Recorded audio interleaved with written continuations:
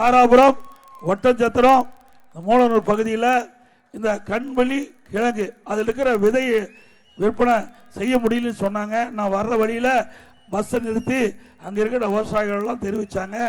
அதிமுக ஆட்சியில் 1 கிலோ 4000 ரூபாய்க்கு விற்பனை போயிட்டு இருந்தது.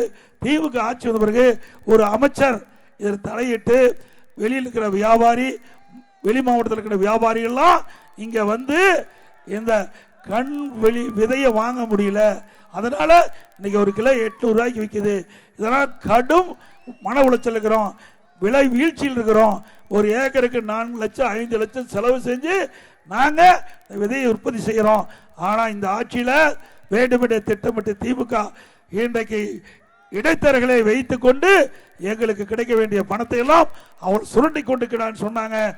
அதிமுக ஆட்சி வளர்ந்தவுடனே இந்த கூட்டுறவு சங்கத்தின் மூலமாக மார்க்கெட் கமிட்டியின் மூலமாக அந்த விதைகள் விற்பனை செய்வதற்கு அரசாங்கமே ஏற்பாடு செய்யும். நல்ல விலை விவசாயிகளுக்கு கிடைக்கும்.